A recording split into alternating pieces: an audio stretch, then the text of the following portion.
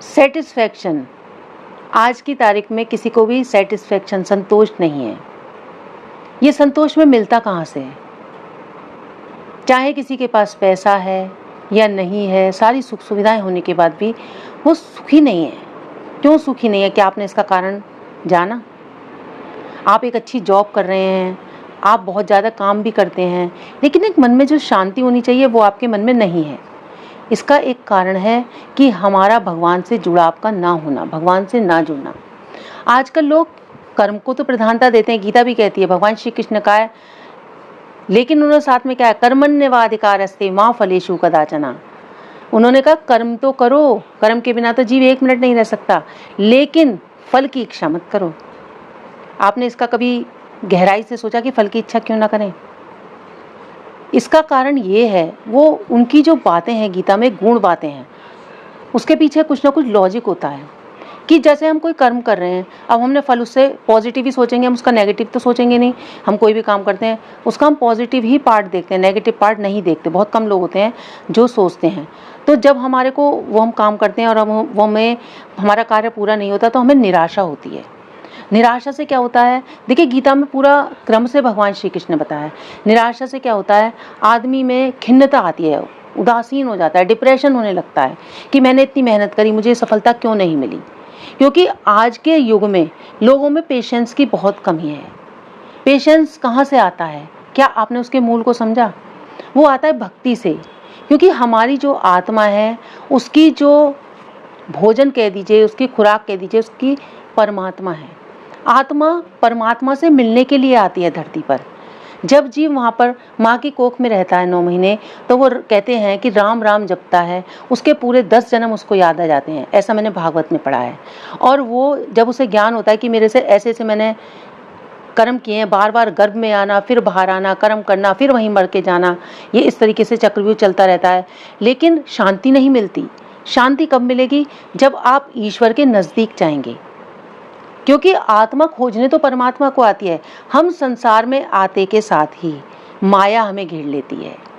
माया से हम फिर ये करेंगे, वो करेंगे, इतनी बड़ी बड़ी हमें अभिलाषा करिए, लेकिन ईश्वर को साथ लेके करिए। उसको मत भूलिए कि हमारा उद्देश्य ईश्वर से मिलना है। मेन हम संसार में आए तो हम गृहस्थ में हमें काम भी करने पड़ेंगे। ऐसा भगवान ने कहीं नहीं कहा कि आप काम ना करो। काम करते रहो, नाम जपते रहो, पाप की वासनाओं से बचते रहो। अगर आपको खुश रहना है तो आपको भगवान का नाम जपना पड़ेगा, श्री जी की, गोपाल जी की सेवा करनी पड़ेगी। इससे आपका मन धीरे धीरे बड़ा शांत होगा। आपके इतने अच्छे अच्छे विचार आपके अंदर आएंगे। आप खुद सोचेंगे कि क्या मैं ऐसा सोचता था। तो मन को प्रसन्न करने के लिए भगवान का नाम बहुत जरूरी है। इससे ये मन हमारा जो है ना, बहुत बड़ा शत्रु है। इसके ऊपर भगवान ने बहुत गीता में, भागवत में बताया है। और मन हमारा बहुत बड़ा मित्र भी है। अब ये हमारी चॉइस के ऊपर बात है कि हम उसे मित्र बनाएं या शत्रु बनाएं। मन को काम चाहिए। देखिए, मन 1 मिनट भी खाली नहीं बैठ सकता। आप सोचते हैं, आप सो जाते हैं, तब भी मन चलता रहता है, हमें स्वप्नों में घुमाता रहता है। लेकिन हम सो जाते हैं, हमारा मन नहीं सोता। मन बहुत ज़्यादा चलायमान है। मन इतना तीव्र है कि उसकी गति इतनी तीव्र है, अभी आप अमेरिका के बारे में सोचने लगो, मन वहाँ पहुँच जाएगा। तो मन को चाहिए वर्क। और वर्क हम कैसे देंगे? अगर हमने उसे सही वर्क सही लाइन में दे दिया। जैसे कि एक मैं आपको कहानी सुनाती हूँ। एक जिन्न था, उसका मन से ही रिलेशन है। तो वो एक सेठ जी के पास, वो कहीं दीपक लाए थे, कहानी है, वैसे इनके पीछे सार होते हैं। तो उन्होंने उसे घिसा तो जिन्न प्रकट हो गया। बोले बताइए मुझे काम जो भी आपको चाहिए, मैं लेकिन खाली नहीं रह सकता, मुझे काम आपको बताना पड़ेगा। तो उन्होंने कहा ठीक है। उन्होंने कहा ये कर दे, वो कर दे। पूरा दिन बीत गया, काम सब खत्म हो गया। क्योंकि नहीं तो मैं तुम्हें मार दूंगा अगर आपने मुझे काम नहीं बताया तो। तब वो सोचता है सेठ क्या करूँ, नहीं मैंने तो इससे इतना काम करा लिया और आगे भी मुझे इससे काम कराना है, चीज़ें मंगवानी है, तो मैं क्या करूँ। सेठ ने कहा देखो ये सामने जीना देख रहे हो ना, सीढ़ियाँ, स्टेयर्स, इस पर चढ़ो और उतरो। उसने सोचा इस पर चढ़ता रहेगा उतरता रहेगा, जब मुझे ज़रूरत होगी तो मैं इसे बुला लूँगा। कह ठीक है। वो चढ़ता रहा उतरता रहा। तो यही मन है। मन को हमें वर्क, खाली मन खाली दिमाग शैतान का। जब हमारा मन खाली होता है या हमारा मन उटपटांग चीज़ों में लगता है तो वो हमें उधर ले जाता है। कई बार हम कोई चीज़ सोचते हैं, जैसे छोटी सी कोई बात है, उसकी हम इतनी गहराई में पहुंच जाते हैं, जबकि वो चाहे इतनी बड़ी समस्या होती नहीं है, लेकिन मन हमें गर्त में गिरता चला जाता है। तो इसलिए हमें मन को ही काबू में करना है। अर्जुन ने भगवान श्री कृष्ण से पूछा कि प्रभु मैं आपको कैसे प्राप्त करूँ। तो उन्होंने कहा अपने मन को वश में करो। तो उन्होंने कहा मन को वश में करना, वायु को वश में करा जा सकता है लेकिन मन को वश में नहीं करा जा सकता। तो कितना अच्छा क्वेश्चन किया। फिर भगवान ने इसका क्या उत्तर दिया? निरंतर अभ्यास।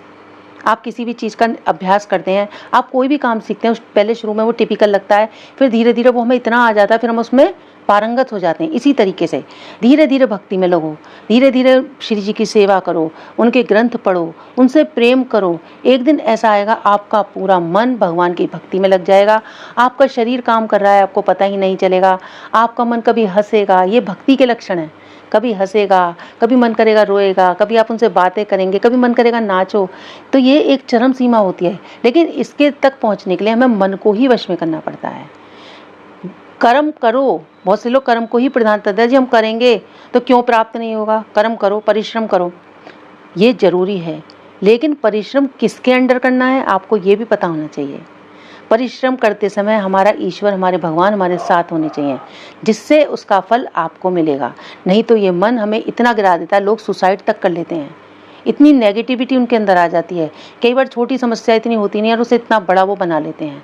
तो इसी तरीके से मैं आपको छोटी छोटी बातें जो हमारी दैनिक दिनचर्या की होती हैं, भक्ति की होती हैं, हमारी लाइफ की होती हैं, जो मैं अपने गीता से, भागवत से, रामायण से पढ़ती हूँ, उसके बारे में आपको बताऊंगी। मेरे चैनल से ज़्यादा जुड़िए, वीडियोस को शेयर कीजिए, लाइक कीजिए, कमेंट कीजिए और चैनल को सब्सक्राइब कीजिए। जय श्री राधे।